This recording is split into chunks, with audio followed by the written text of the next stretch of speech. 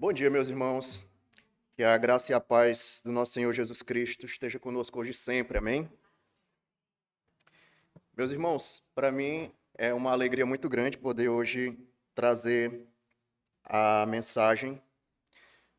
Também eu sei que é uma responsabilidade enorme, né? E é algo que eu quero fazer com muito temor e tremor diante de Deus.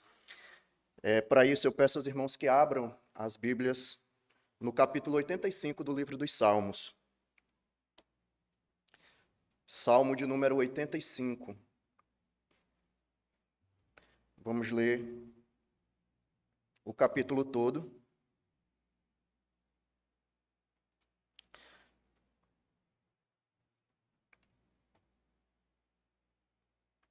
Salmo de número 85. Amém?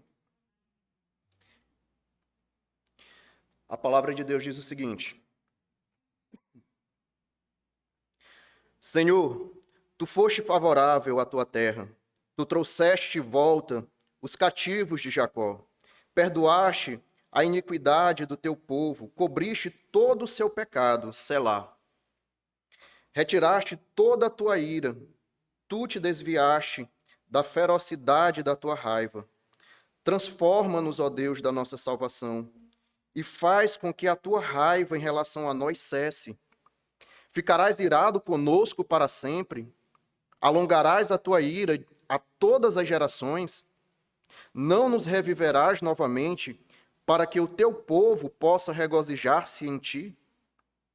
Mostra-nos a tua misericórdia, ó Senhor, e dá-nos a tua salvação.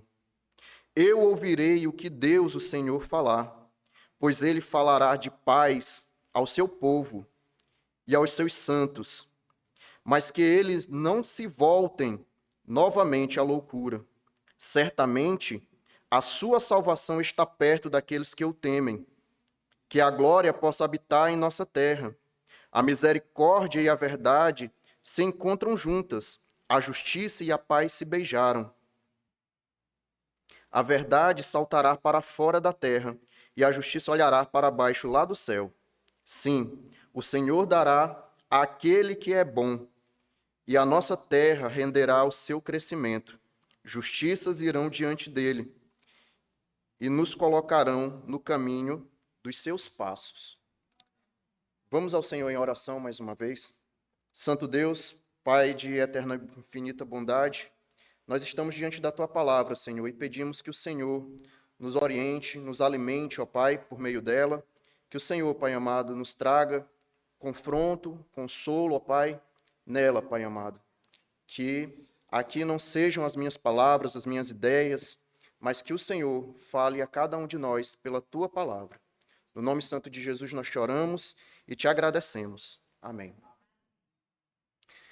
Irmãos, certamente os irmãos já devem ter lido, os irmãos pelo menos conhecem a história do grande clássico da literatura cristã, O Peregrino, de John Bunyan.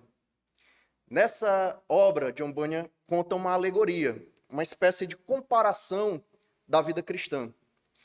E nessa comparação, ele narra a trajetória de um homem chamado Cristão, que, ao ler um determinado livro, ele descobre em suas costas um grande e pesado fardo. E esse fardo incomoda-o de forma grandiosa.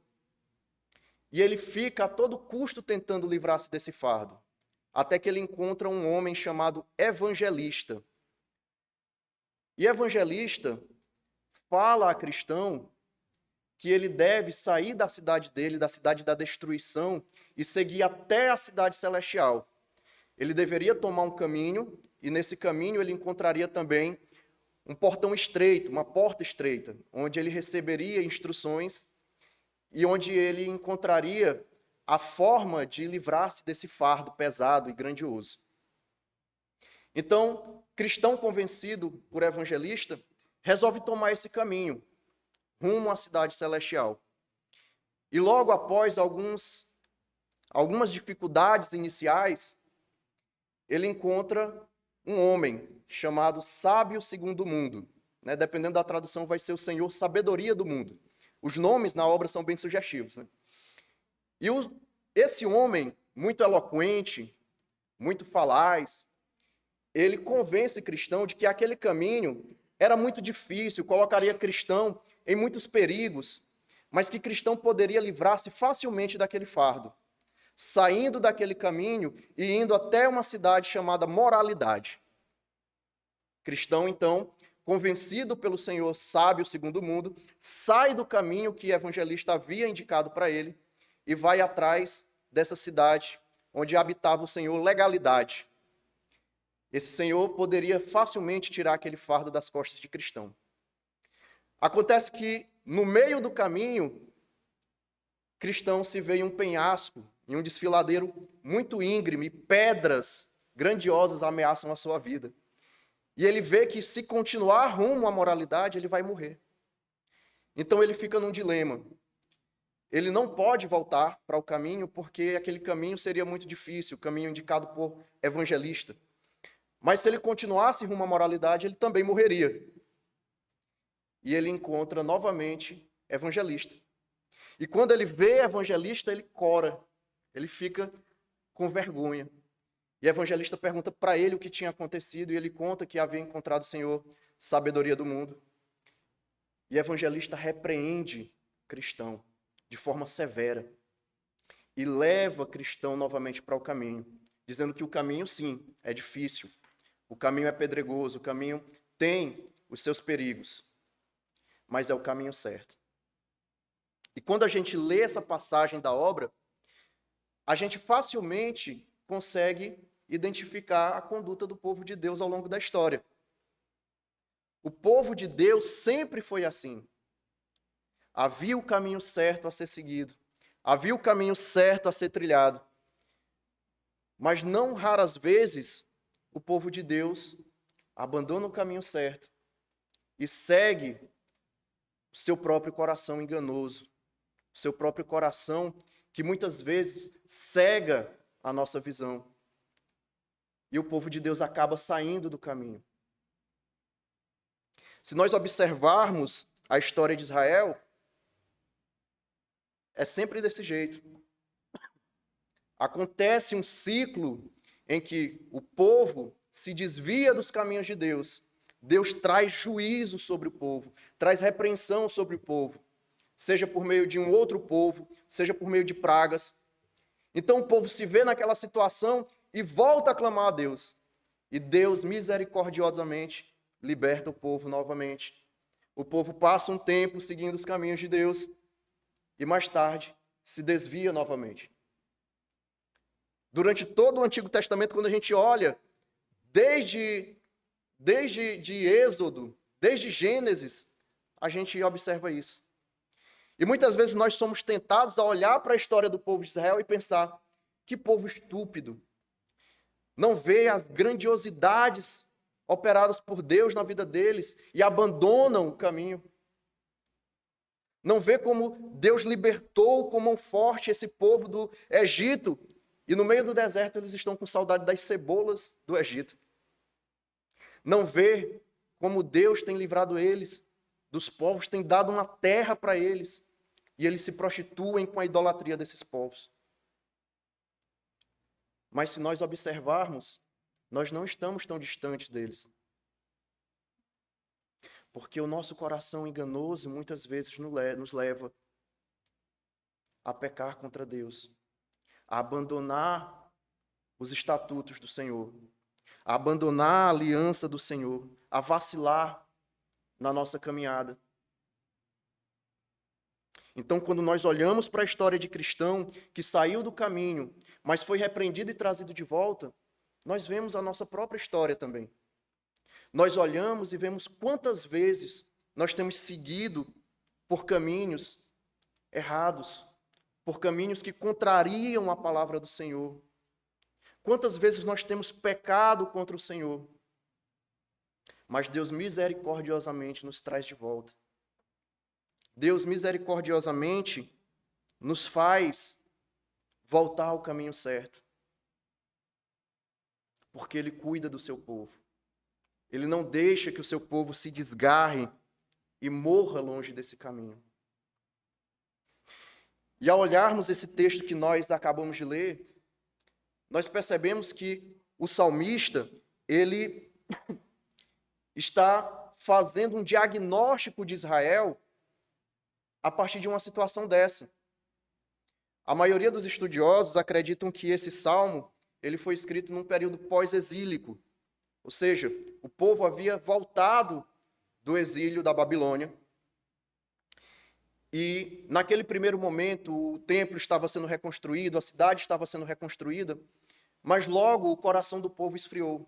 Logo o coração do povo se meteu com seus próprios negócios e abandonaram a reconstrução do templo e passaram a cuidar apenas dos seus interesses próprios. E Deus, mais uma vez, traz uma escassez a Israel. Deus, mais uma vez, traz um juízo sobre Israel.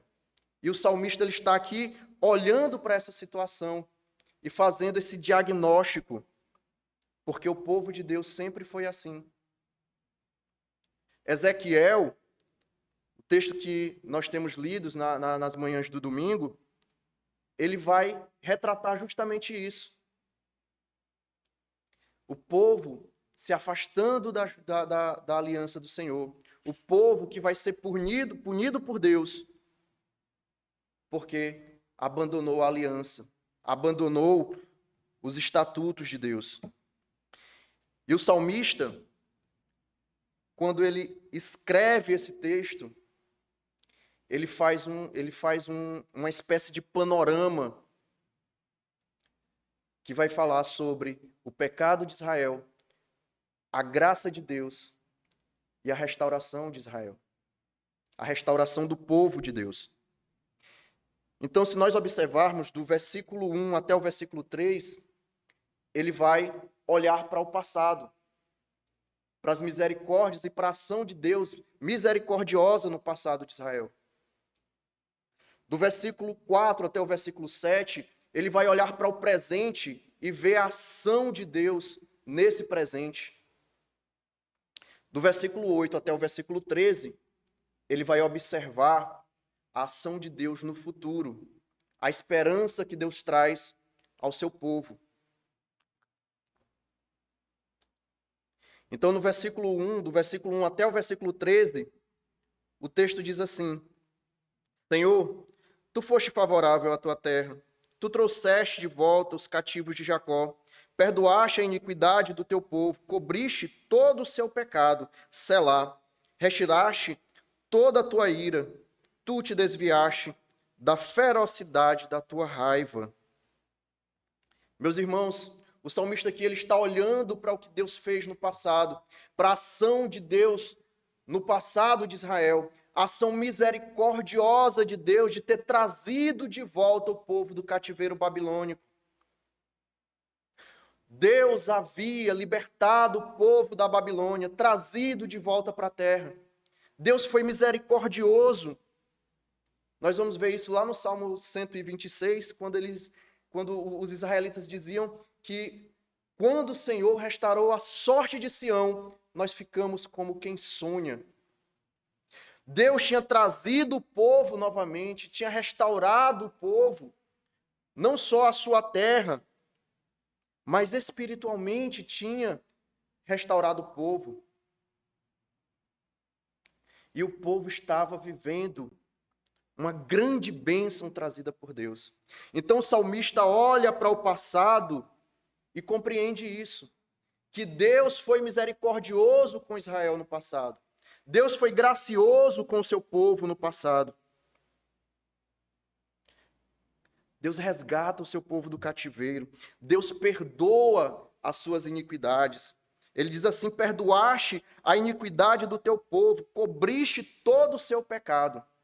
Num primeiro olhar, a gente pode até ser tentado a pensar, olha, Deus cobriu os pecados, Deus ignorou os pecados de Israel.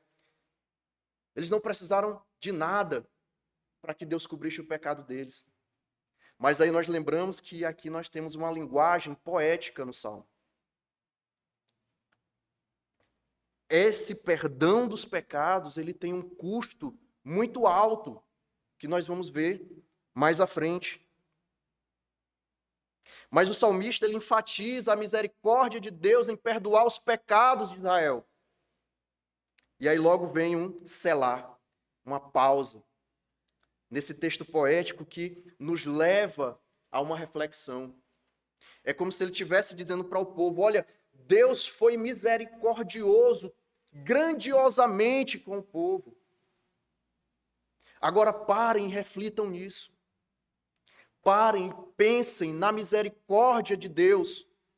Parem e reflitam como Deus é gracioso, como Deus é bondoso.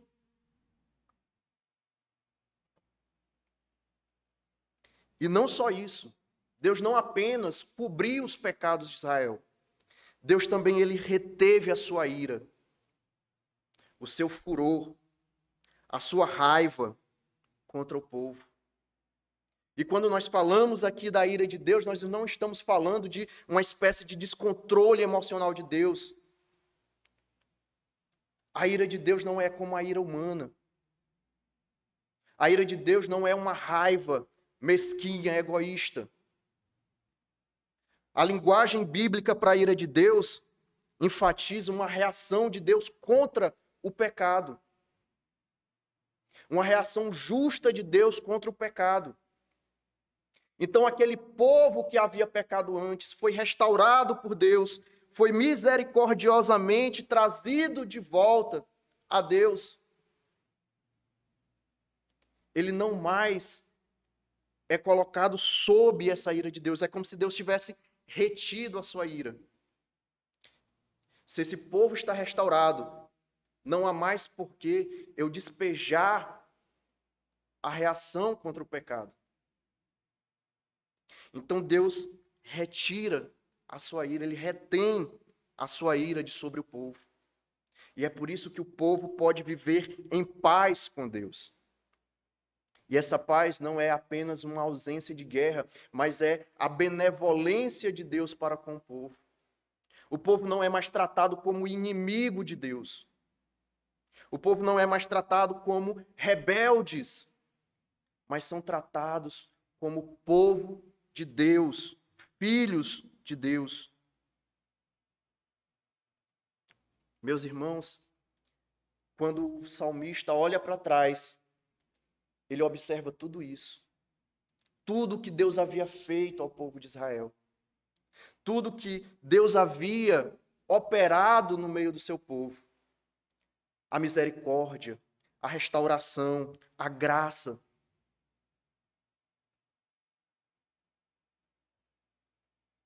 Deus é misericordioso. Mas facilmente nós esquecemos da misericórdia de Deus.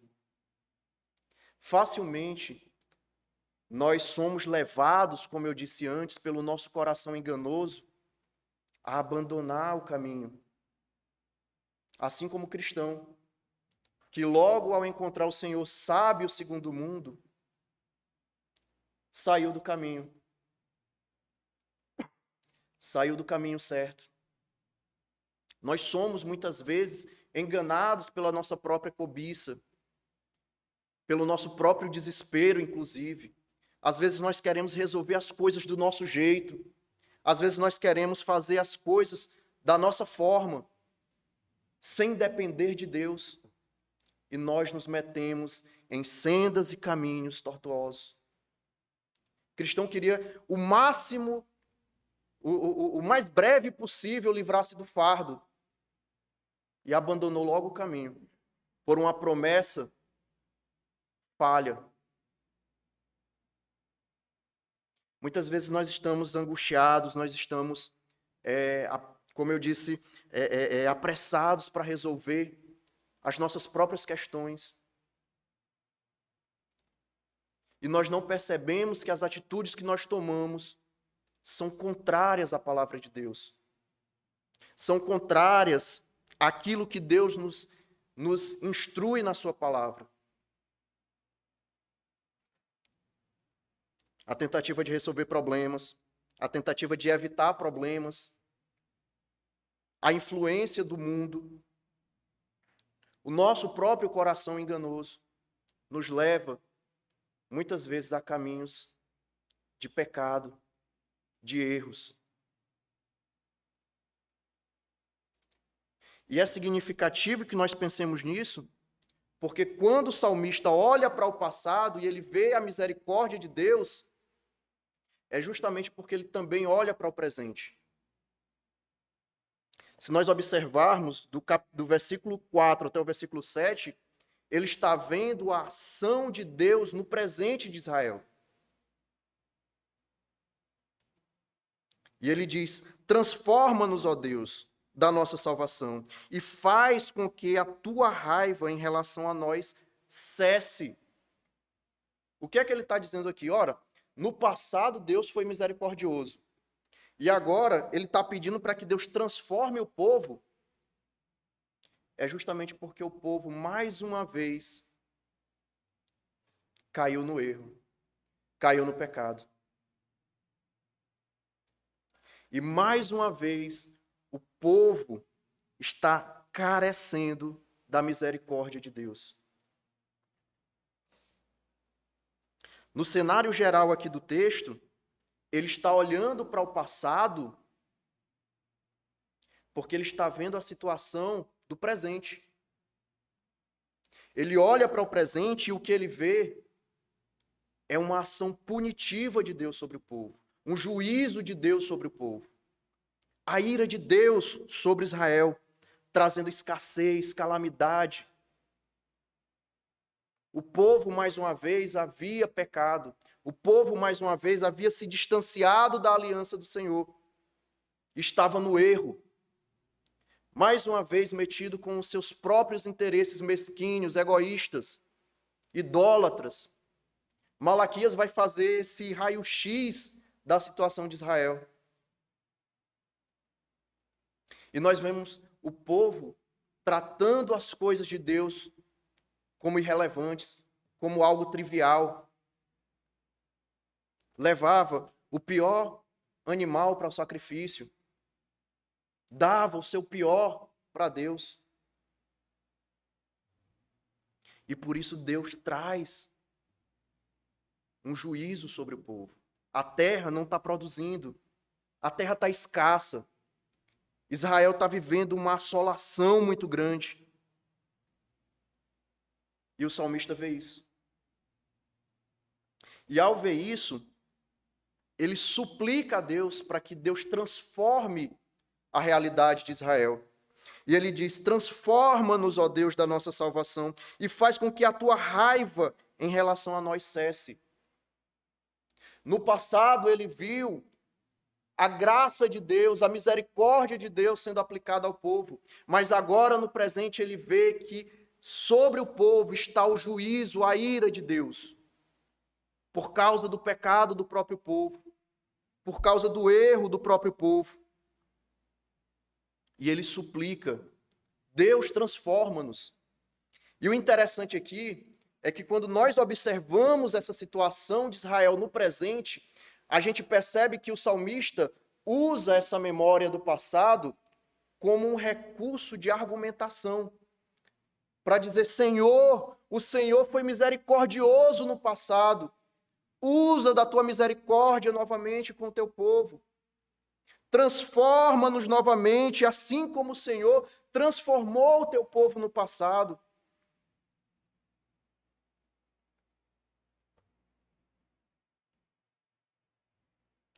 Meus irmãos, ele usa essa argumentação como um filho que às vezes quer argumentar com o pai. Muitas vezes o filho ele comete algum deslize e o pai traz a disciplina sobre ele. E aí ele argumenta: pai, o senhor lembra que antes aconteceu isso, isso e isso? E o senhor foi bondoso, ou o Senhor foi misericordioso. Por que o Senhor não pode me livrar da disciplina agora? É como se o salmista ele estivesse falando isso. Deus, o Senhor foi misericordioso no passado. O Senhor foi gracioso com o teu povo no passado. mais uma vez, mostra a tua misericórdia. Transforma-nos mais uma vez. Transforma a nossa vida. Porque o Senhor é o Deus da nossa salvação. Ele reconhece que Deus é o único que pode salvar Israel daquela situação. Que não é apenas uma assolação material, não é apenas uma assolação física, mas é uma assolação espiritual. Porque o povo estava morto, o povo estava inerte espiritualmente. Distante de Deus, distante da aliança de Deus. E ele diz: transforma-nos, Deus da nossa salvação. Faz com que a tua raiva cesse.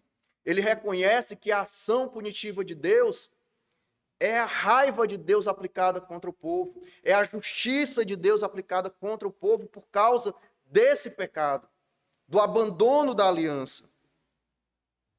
Ele reconhece que isso é a ação de Deus.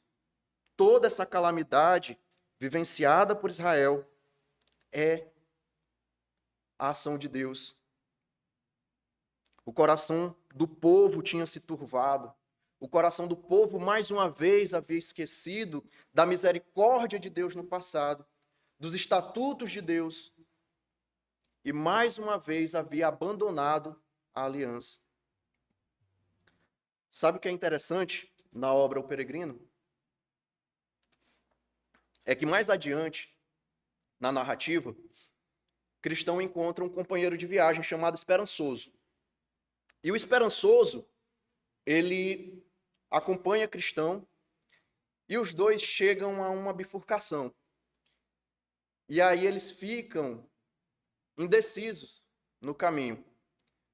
Então aparece um homem vestido de branco, um homem muito dócil em suas palavras, um homem muito suave e aparentemente bondoso, e diz: olha, vocês estão perdidos aí, me sigam porque eu sei qual é o caminho certo. E eles confiam nesse homem e seguem aquele homem. Mais adiante, aquele homem mostra que levou Esperançoso e Cristão para uma cilada e joga sobre eles uma rede, uma espécie de tarrafa. E eles ficam emaranhados, presos naquela tarrafa sem poder se soltar. Mais uma vez, Cristão havia abandonado o caminho. Mais uma vez, Cristão havia errado os passos. Porque havia esquecido do que acontecera com ele quando ele encontrou o Senhor sábio segundo o mundo. Meus irmãos, facilmente nós esquecemos. É por isso que, durante a história bíblica, Deus sempre está falando para o povo: levante esse memorial para contar para os filhos de vocês, para os filhos dos filhos de vocês, o que Deus fez. Porque nós facilmente esquecemos. Cristão havia esquecido. E nós também esquecemos com facilidade o que Deus fez por nós. E é por isso que nós precisamos olhar para o passado. Nós precisamos olhar para trás. Não como a mulher de Ló, com saudades. Mas nós precisamos olhar para o passado, para ver os atos de Deus na nossa vida. Para observar a misericórdia de Deus na nossa vida. Nós sempre precisamos ser lembrados da graça de Deus operando em nosso viver. É significativo que nós cantemos um hino que nos lembra: conta as bênçãos, conta quantas são. Para que nós sejamos estimulados, para que nós sejamos impulsionados a ter uma fé mais firme, uma confiança mais sólida no nosso Senhor, a viver uma vida mais próxima da palavra de Deus. Porque Deus não nos abandona. Deus cuida do seu povo. Deus, Ele cuida do seu povo. E nós precisamos confiar em Deus. Nós precisamos depender de Deus. Não fazendo as coisas do nosso jeito. Não andando pelos nossos próprios caminhos, mas andando de acordo com o que a palavra de Deus nos diz. Quando nós observamos na palavra de Deus, nós vemos a grandiosidade da graça de Deus na nossa vida. E nós somos, então, estimulados a viver de forma mais fiel, mais firme, evitando o pecado, evitando o erro. Mas também quando nós falhamos, quando nós pecamos, Deus, ele mostra esse cuidado para com o seu povo, trazendo correção. Ele mostra o cuidado para com o seu povo, trazendo disciplina. Era isso que o salmista estava observando. O povo de Israel havia se afastado da aliança com Deus. Mas Deus traz um juízo sobre o povo. Não para destruir o povo. Não para fazer com que o povo fosse sufocado. Mas para que o povo fosse restaurado. E o salmista continua fazendo essa argumentação, tecendo uma série de perguntas retóricas. Ele diz: ficarás irado conosco para sempre? Ele pergunta para Deus: Senhor, o Senhor vai ficar irado conosco para sempre? Alongarás a tua ira a todas as gerações? Não reviverás novamente para que o teu povo possa regozijar-se em ti? E nós observamos que o salmista sabe que o povo precisava de um reavivamento. E quando eu falo reavivamento aqui, eu não estou falando do que as pessoas acreditam ser avivamento hoje. Na verdade, eu sou particularmente bastante desconfiado com pregadores, com pastores que falam que Deus vai reavivar, que venha para a nossa igreja, que você vai ser reavivado. Mas nada muda na vida dessas pessoas. Elas vão em busca de seus próprios interesses. Mas o que o salmista nos diz aqui é que Deus reavivará o seu povo para que o seu povo se alegre em Deus. O objeto desse reavivamento é o próprio Deus. O povo é reavivado para se alegrar em Deus, para se satisfazer em Deus, para se regozijar em Deus. Talvez essa seja a maior prova de um avivamento verdadeiro, de um avivamento genuíno, é que o povo tem como seu maior interesse o próprio Deus. A alegria do povo está no próprio Deus. Então o salmista diz: olha, não reavivarás novamente para que o teu povo possa regozijar-se em ti?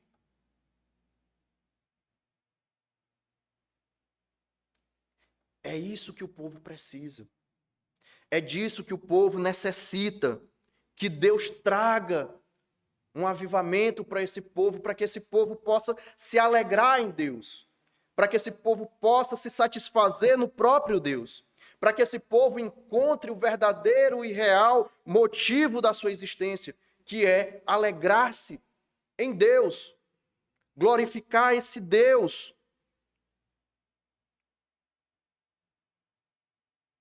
Ele suplica para que Deus traga esse renovo, essa restauração ao povo que havia abandonado a aliança de Deus. Que havia esquecido da aliança de Deus. Meus irmãos, logo após que cristãos esperançosos são apanhados naquela rede e descobrem que haviam caído em uma cilada, Bunyan relata que aparece um anjo, na linguagem dele, um ser resplandecente, que liberta cristão esperançoso daquela rede, rasga a rede e tira os dois daquela tarrafa para levá-los novamente ao caminho certo. Mas dessa vez acontece uma coisa que nos surpreende, algo politicamente incorreto para os dias de hoje. O anjo saca uma espécie de chicote, um relho, e surra os dois. Dá uma surra nos dois.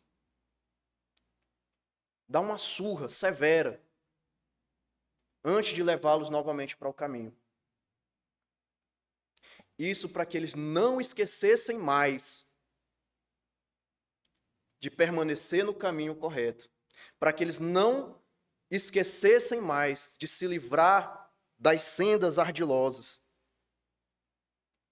Para se livrar dos enganos, para se livrar do erro, para se livrar inclusive do pecado. O juízo de Deus é severo. O juízo de Deus nem sempre é agradável, mas é necessário. Porque, como eu disse antes, Deus cuida do seu povo. E em muitas ocasiões ele traz juízo não para destruir o seu povo, mas para corrigir a conduta do seu povo. E nós precisamos ter a humildade de aceitar essa correção. Porque nós podemos perceber que é a graça de Deus agindo em nossa vida para que nós acertemos os nossos passos. Para que nós corrijamos a nossa conduta. Para que nós possamos viver de acordo com a palavra de Deus, de forma que glorifique o nome do próprio Deus. Nós vivemos no meio de uma sociedade corrupta. No meio de uma sociedade em que os governantes se vendem facilmente, os juízes são corruptos, em que artistas poluem os nossos ouvidos e os nossos olhos constantemente. E nós precisamos ser firmes para não sair do caminho. Nós precisamos ser firmes para dizer a palavra de Deus diz que isso é abominação.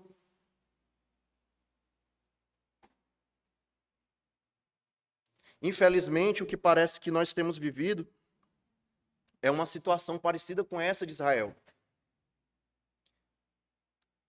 Muitos dos que se dizem cristãos estão sendo influenciados por essa cultura mundana e abominável diante de Deus. E nós olhamos para essa situação e perguntamos, Senhor, o Senhor não vai fazer nada? O Senhor não vai trazer uma restauração verdadeira para o seu povo? Irmãos, sinceramente, muitas vezes eu olho notícias na mídia de coisas assim, coisas abomináveis. Um certo país que liberou o aborto. Certo país que outrora tinha uma cultura cristã muito forte, liberando drogas, casamento homossexual. E muitas vezes eu olhei para o céu e pedi, Senhor, vem logo buscar o teu povo. Nos resgata daqui. Nos resgata dessa imundície, Senhor.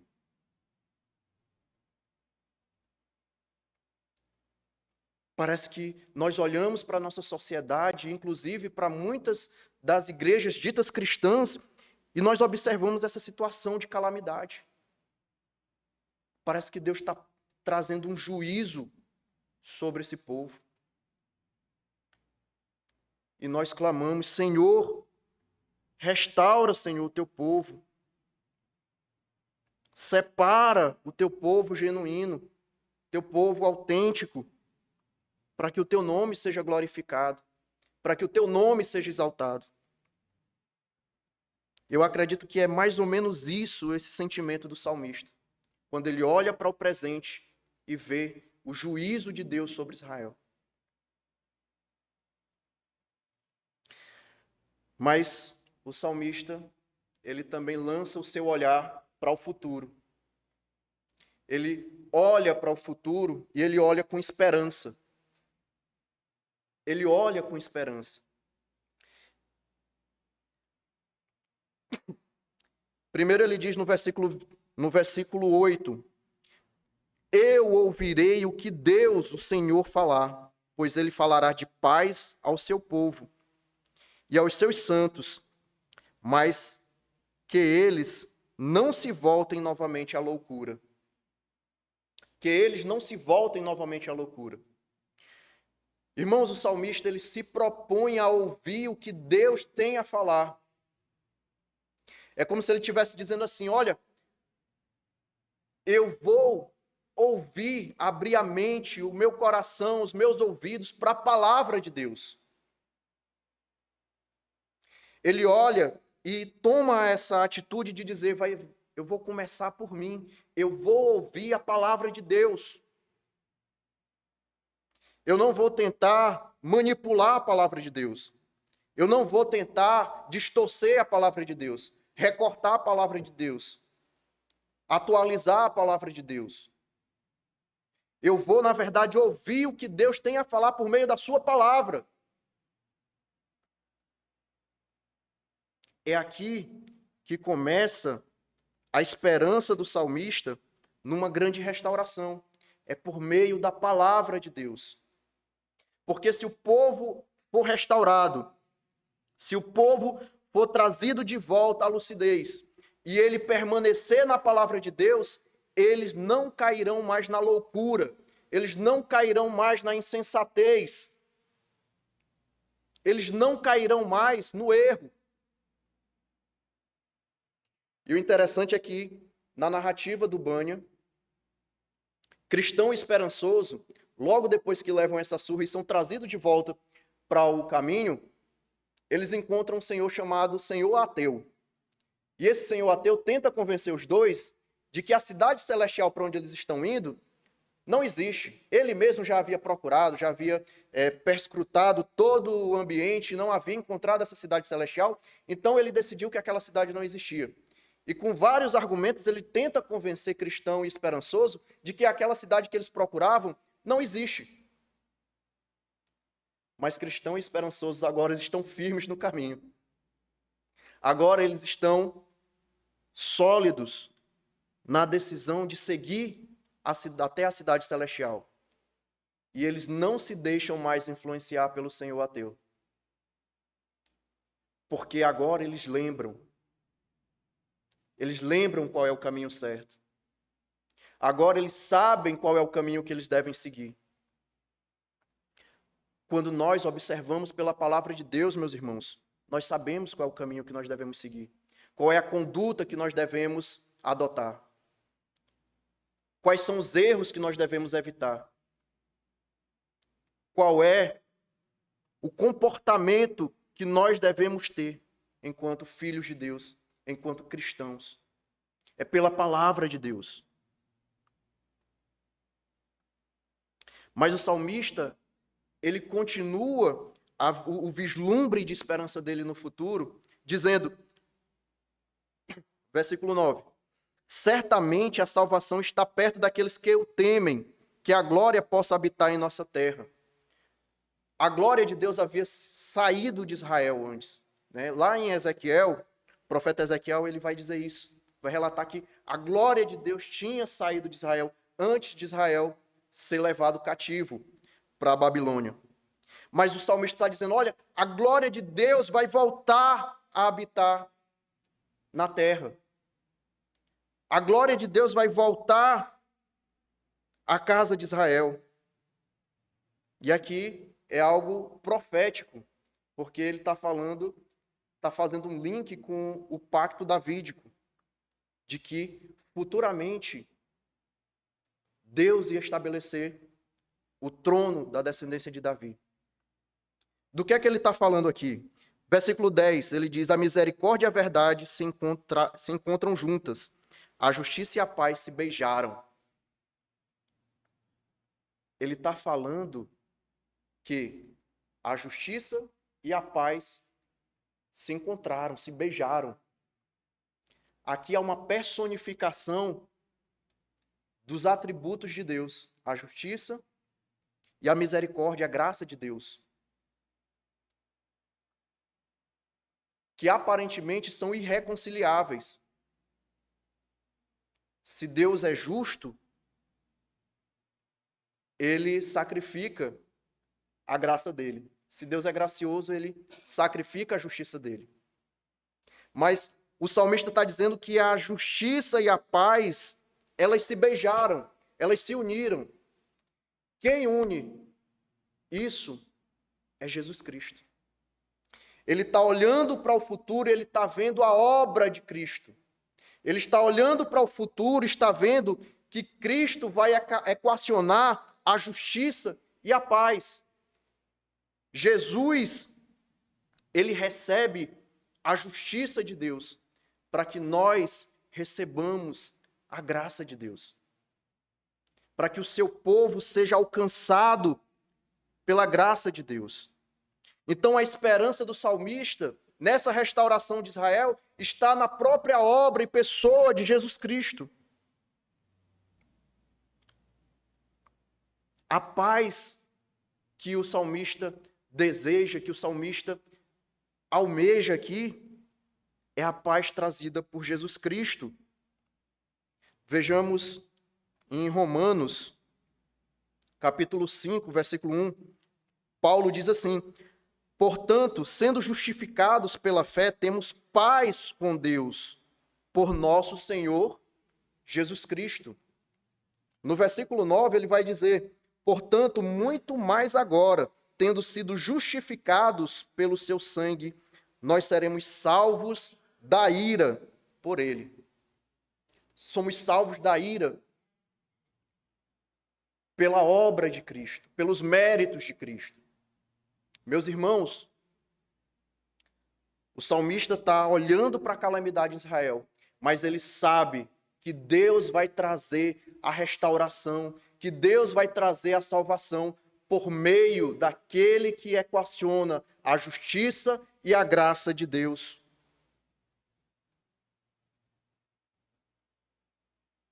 Em Jesus, nosso pecado foi pago completamente. Em Jesus nós vemos o ápice da graça de Deus, a misericórdia de Deus de forma grandiosa. E assim como o salmista, nós podemos olhar para trás e ver o sacrifício de Cristo, a graça de Cristo na nossa vida. Nós podemos olhar para o presente e ver Cristo como nosso exemplo, nosso modelo, nos conduzindo na verdade. E nós podemos olhar para o futuro cheios de esperança e ver que Cristo voltará para resgatar o seu povo, para salvar o seu povo, para completar a obra que ele já começou em seu povo.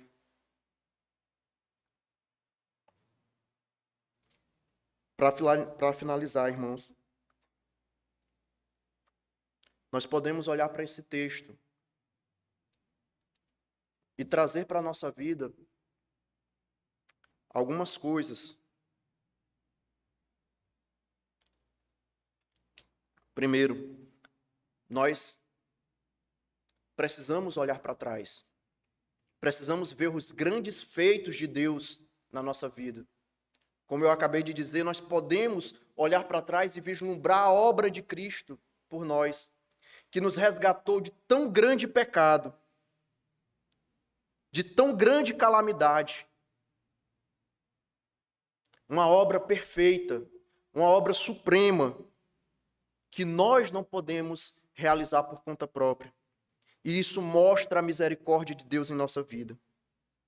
Fazendo isso, nós vamos ser mais animados, estimulados a viver uma vida que glorifique a Deus. Nós vamos ser impulsionados a viver uma vida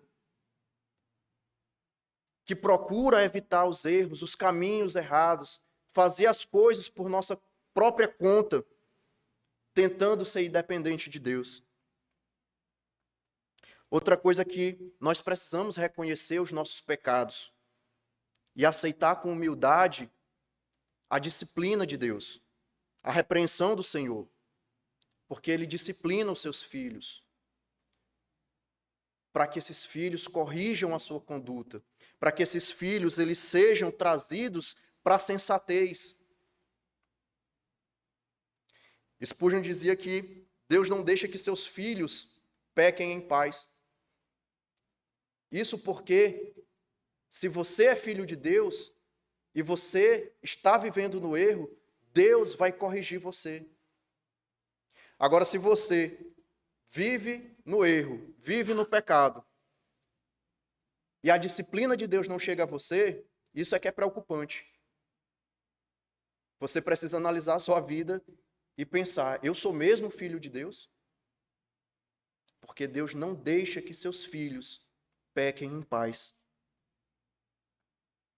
Mas também nós devemos ter humildade para aceitar a correção de Deus. Muitas vezes nós somos tentados por nosso orgulho a não reconhecer e a não aceitar o juízo de Deus, a repreensão de Deus.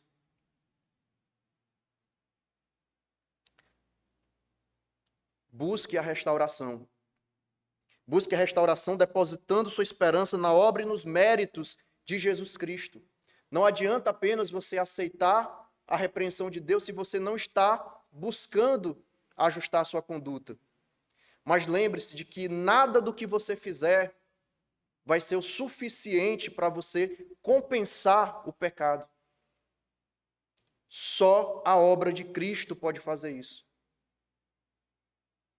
Não são os seus méritos, não são a sua justiça, não é a sua justiça, não é o que você faz, mas é a graça e a obra de Cristo na sua vida que restaura a aliança. Procure seguir os passos de Cristo. Procure andar conforme Ele andou. Procure andar em justiça.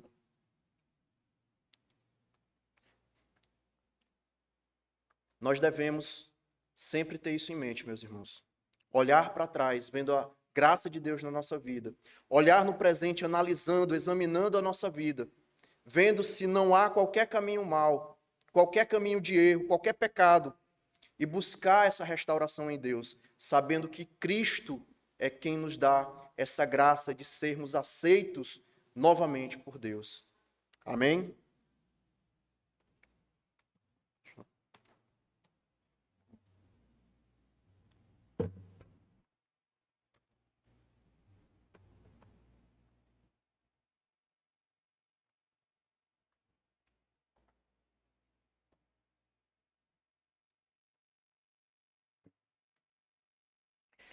Meus irmãos, louvado seja o Senhor, nosso Deus, por essa manhã.